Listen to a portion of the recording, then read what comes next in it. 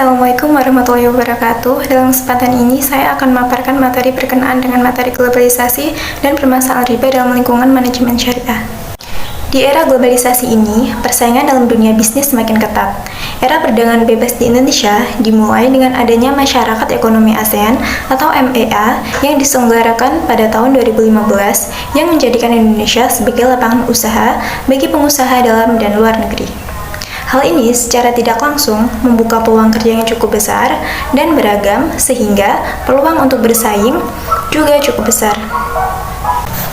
Globalisasi menurut bahasa dari bahasa Inggris yaitu globalization dari gabungan kata global yang artinya mendunia serta ization yang artinya proses. Maka secara singkat, globalisasi diartikan sebagai proses mendunianya suatu aspek.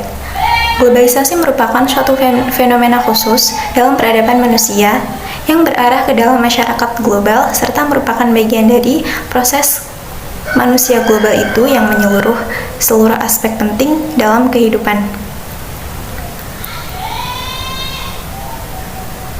Daya saing merupakan salah satu tolak ukur untuk mengetahui posisi setiap produk, perusahaan, industri, serta negara dalam persaingan secara nasional ataupun internasional. Daya saing sering digunakan untuk membandingkan dengan para pesaing yang bertujuan untuk mengetahui kekuatan atau kelemahan pesaing sehingga mampu menentukan strategi yang tepat dilakukan dalam memenangkan persaingan. Daya saing atau kemampuan untuk bersaing dapat tumbuh dengan penataan secara terpola dengan format yang jelas dan khas, tidak bisa tumbuh dengan sendirinya. Format politik yang kondusif dapat mereproduksi upaya pengembangan daya saing. Konsep daya saing dikaitkan dengan unsur-unsur penunjang, yakni proses produksi yang memungkinkan satu negara mendapatkan investor untuk melakukan investasi ke negaranya sendiri, tidak ke negara lain. Unsur-unsur yang memengaruhi daya saing antara lain yang pertama adalah pekerja atau buruh, yang kedua bahan mentah, yang ketiga dana, kemudian manajemen, dan faktor-faktor lokal yang secara langsung berpengaruh terhadap proses produksi. Kunci penentu peningkatan daya saing atau penjualan produk suatu negara berasal dari kekuatan modal serta keunggulan teknologinya. Kemudian masalah dan jenis-jenis riba. Menurut Ar-Rafiq, riba merupakan kebiasaan dalam tradisi berekonomi masyarakat jahiliyah. Karena itu, pelarangannya pun dilakukan secara bertahap, karena menjadi kebiasaan yang mendarah daging di lingkungan pada saat atau zaman itu. Oleh karena itu, istilah dan persepsi riba begitu hidup di dunia Islam, sehingga seolah-olah doktrin riba itu khas dalam Islam. Berikut akan dipaparkan beberapa sebab diharamkannya riba, di antaranya yaitu yang pertama, karena riba adalah mengambil harta orang lain tanpa adanya imbangan. Misalnya, orang yang menukarkan uang sebesar 100.000 dengan uang rupiah sebesar 95.000. Jadi, kekurangan sebesar 5.000 itu bisa dikatakan sebagai riba. Yang kedua, dengan melakukan riba, orang menjadi malas untuk berusaha secara syar'i atau menurut syariah dalam Islam. Jika akad riba sudah mendarah daging, dia lebih memilih untuk memperternakan uangnya daripada berdagang. Dengan cara ini, keuntungan lebih besar tanpa harus bersusah payah melakukannya.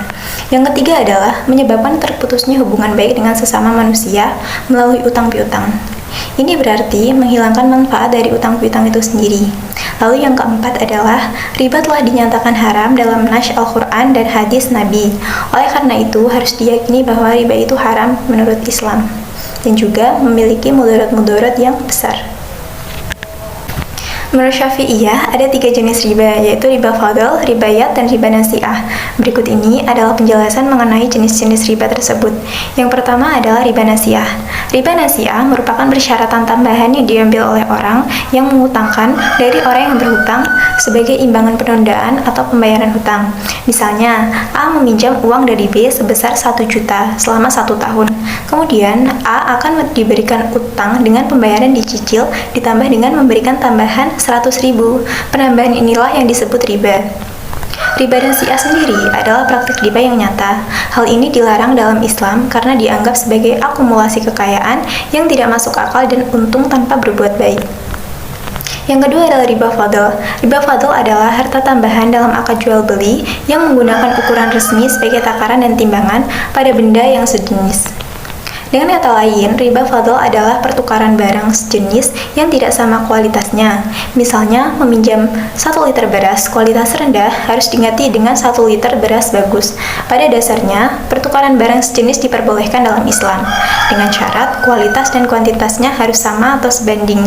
Namun, jika diharuskan ada nilai lebih dalam proses jual beli atau peminjaman benda semacam ini, maka hal ini termasuk dalam riba fadl. Lalu yang ketiga adalah ribayat. Ribayat adalah jual beli dengan mengakhiri penyerahan kedua barang yang dipertukarkan atau bisa disebut perdagangan barter, atau salah satunya tanpa menyebutkan waktunya untuk tidak saling menyerah terimakan. Artinya, kesempurnaan jual beli benda-benda yang berbeda jenis itu seperti menukar gandum dengan jagung tanpa dilakukan serah terima barang di tempat akad. Beberapa pandangan tentang bunga bank dan mengapa agama Islam mengharamkan bunga bank. Banyak ayat dalam Al-Quran yang menyinggung persoalan riba. Di antaranya adalah firman Allah Subhanahu wa Ta'ala dalam Ali Imran ayat 130 yang berbunyi, Ya ayyuhalladzina amanu la ta'kulur riba'a ada'afan mudha'afan wattaqullaha la'allakum tuflihun. Yang artinya, wahai orang-orang yang beriman, janganlah kamu makan riba dengan berlipat ganda dan bertakwalah kepada Allah agar kamu beruntung. Adapun dalil diharamkannya riba adalah firman Allah Subhanahu wa Ta'ala dalam surah Al-Baqarah ayat 275 yang berbunyi, Wa ahallallahul bai'a wa harrama riba, yang artinya, padahal Allah telah menghalalkan jual beli dan mengharamkan riba. Maraknya praktik riba di era globalisasi. Semakin berkembangnya zaman, semakin lemahnya kekuatan hukum Islam, terutama perihal riba. Seperti di Indonesia, banyak umat Islam terjerat dalam perbuatan riba melalui lingkaran lintah darat. Maksud dari lintah darat ialah orang atau badan yang usahanya memberikan pinjaman dana kepada orang lain atau badan lain dengan menggunakan bunga yang tinggi. Hingga saat ini, pengambilan riba masih saja terjadi di berbagai aktivitas, baik dalam aktivitas jual beli, hutang piutang, maupun transaksi-transaksi lainnya. Dalam muamalah, riba tidak hanya dipandang sebagai hal yang haram untuk dilakukan. Seperti yang telah dijelaskan dalam Al-Quran, riba merupakan perbuatan yang tidak memiliki moralitas bagi para pelaku riba. Bank merupakan perusahaan yang paling mudah terjerumus dalam praktek riba. Hal ini disebabkan karena bank dibangun di atas pembiayaan keuangan. Dan sejarah bank yang bermula dari negara kapitalis membuatnya dibangun di atas pinjaman berbunga. Secara istilah, bank adalah lembaga yang beroperasi dengan meminjam uang atau dengan cara membuka layanan rekening giro, tabungan, deposito, dan lain-lainnya, dan meminjamkannya dengan layanan pembiayaan. Karena itu, dalam mengembangkan sistem ekonomi dan keuangan, termasuk perbankan yang bebas riba, diperlukan tahapan yang jelas, yang mencakup 3 variabel utama, yakni yang pertama adalah edukasi masyarakat, yang kedua, pengembangan kelembagaan ekonomi dan keuangan syariah, dan yang terakhir adalah penguatan regulasi yang berpihak pada pengembangan sistem ekonomi dan keuangan syariah. Pada sisi edukasi, kita perlu terus-menerus mengkampanyekan peningkatan literasi ekonomi dan keuangan syariah masyarakat. Pada sisi kelembagaan, kita perlu dorongan kelembagaan ekonomi dan keuangan syariah yang profesional, kompetitif, dan memiliki value proposition yang jelas, sehingga publik bisa merasakan keunikan dan kelebihan sistem berbasis syariah dibandingkan berbasis konvensional.